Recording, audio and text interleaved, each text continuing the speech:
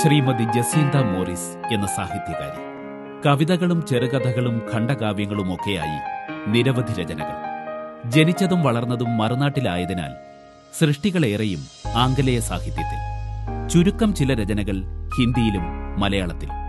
കേന്ദ്ര സർക്കാർ സ്ഥാപനമായ അക്കൗണ്ടന്റ് ജനറൽ ഓഫീസിൽ സീനിയർ അക്കൗണ്ടന്റ് കൂടിയായ ജസീന്തയുടെ കഴിവുകൾ സാമ്പത്തിക ശാസ്ത്ര പരിശോധനകളിൽ മാത്രം ഒതുങ്ങുന്നില്ല.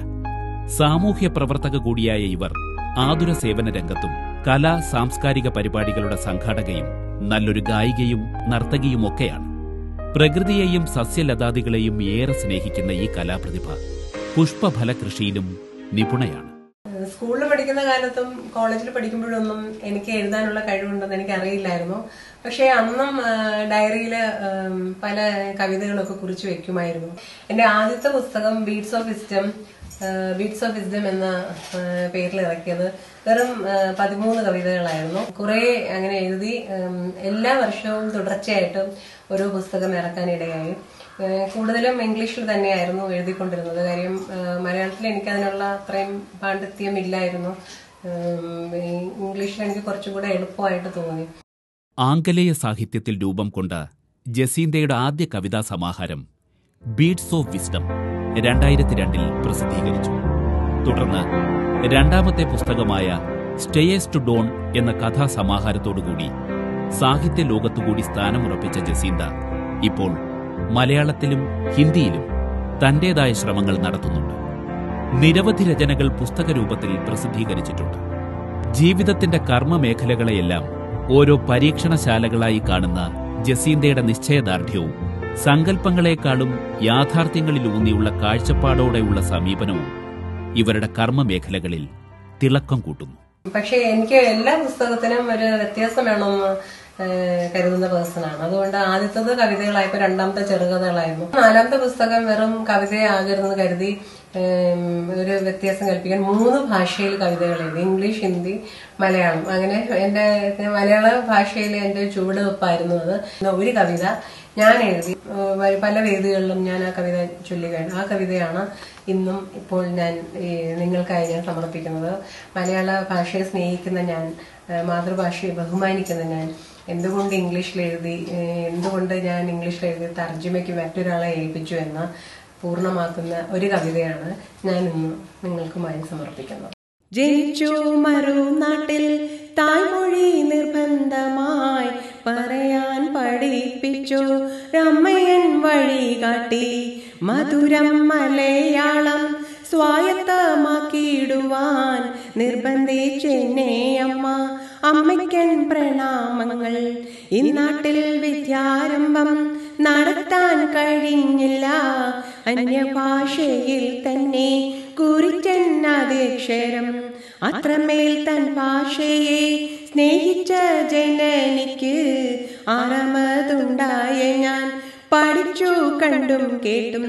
കണ്ടില്ല ബാലരമ്മ, പൂമ്പാറ്റ, ചന്ദമാമ, കാണുവാൻ കഴിഞ്ഞതോ കർമ്മല കുസുമവും.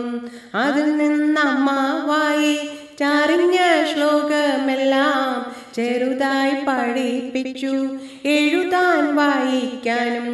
കേരളം കാണാതങ്ങ് 10 വർഷങ്ങൾ പോയി. ഒടുവിൽ ഞാനും വന്നു ദൈവത്തിൻ സ്വന്തം നാട്ടിൽ. അമ്മതൻ വിരൽ തുമ്പിൽ തൂങ്ങി ഞാനിവിടെത്തി. ആരോമൽ ഉണ്ണിയെപ്പോൾ ആറാമതുണ്ടായേ ഞാൻ. നീയേലും പഠിക്കണം എഴുതാൻ വായിക്കാനും. നമ്മുടെ മാതൃഭാഷ തേൻമൊഴി മലയാളം.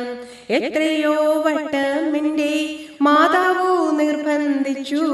വൈകിട്ടാണെങ്കിലും പഠിച്ചു ഞാനും ഭാഷ. ദീപിക, ദിനം, പത്രം തന്നിലെ വിശേഷങ്ങൾ തെറ്റൊന്നും കൂടാതെ ഞാൻ വായിച്ചു വിവരിക്കേ. ഭാഷയും വിശേഷവും ഒന്നുമല്ലെനിക്കിഷ്ടം. അമ്മതൻ സന്തോഷം പോൽ മറ്റെന്തീ ഭൂമിയിലുള്ളൂ. കേവലം 2 പൈസ അത്രയും മതിയെന്ന് പാട്ടുപുസ്തകമൊന്നു സ്വന്തമാക്കുവാൻ ഭാഗ്യം തപ്പിയും തടഞ്ഞും ഞാൻ പാടിയൊപ്പിക്കും പാട്ട്. കേൾക്കുമ്പോൾ അമ്മയ്ക്കെത്ര സന്തോഷം സംതൃപ്തിയും. ONV വയലാറും തമ്പിയും ഗുരുക്കന്മാർ, ഞാനാണ് ഏകലവ്യ, അറിഞ്ഞില്ലവരാരും.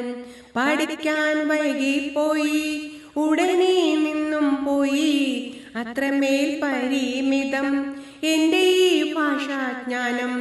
ഭാഷയിൽ പാണ്ഡിത്യവും കഴിവും നേരുന്നോരേ, നമ്രമാണെൻ ശിരസ് നിങ്ങൾ തൻ സവീതത്തിൽ. നിരവധി വിശിഷ്ട വ്യക്തികളുടെ അഭിനന്ദനങ്ങളും ആസ്വാദന കുറിപ്പുകളുമൊക്കെ ഇതിനകം തന്നെ എത്തിക്കഴിഞ്ഞു. ഇതിനൊക്കെ പുറമെ തലസ്ഥാന നഗരിയിൽ കഴിഞ്ഞ 20 വർഷങ്ങളായി ഒട്ടുമിക്ക കലാ സാംസ്കാരിക ജീവകാരുണ്യ സംഘടനകളിലും സജീവ സാന്നിധ്യം കൂടെയാണ് ഈ കഥാകാരിയും കലാകാരിയും കൂടിയായ കവയിത്രി. സഹജീവിയുടെ പ്രശ്നങ്ങൾ ഉൾക്കൊള്ളാനും സുഖദുഃഖ സമ്മിശ്രമായ ജീവിതത്തിന്റെ വേലിയേറ്റവും വേലിയിറക്കവും തിരിച്ചറിയാനുള്ള ഹൃദയവുമാണ് ഈ കവയത്രിയുടെ സൃഷ്ടികളുടെ മുഖമുദ്ര. ഭർത്താവും മൂത്തമകളും കുടുംബവും വിദേശത്തും, ഇളയ മകൾ അമ്മയോടൊപ്പം കേരളത്തിലും പഠനം തുടരുന്നു. ജീവിതത്തിന്റെ അഗ്നി പരീക്ഷണങ്ങൾക്കിടയിലും പതറാതെ എപ്പോഴും പുഞ്ചിരിക്കുന്ന മുഖവുമായി ഊർജ്ജസ്വലയായി കർമ്മമേഖലകളിലെല്ലാം സൗരഭ്യം പടർത്തി സംയമനത്തോടെ നോക്കിക്കാണുന്ന ജസീന്ത സൗഹൃദങ്ങളെ ആത്മബന്ധങ്ങളായി കാണുന്നു. മനുഷ്യനും പ്രകൃതിയും രാവും പകലുമൊക്കെ മനോഹരമായ കഥകളായും കാവ്യഭംഗിയാർന്ന കവിതകളുമായുമൊക്കെ പിറവിയെടുക്കുന്ന ഈ കവയത്രിയുടെ വിരൽത്തുമ്പുകളിൽ നിന്നും ഇനിയും ജനിക്കട്ടെ അമൃതായി അക്ഷരനക്ഷത്രങ്ങൾ.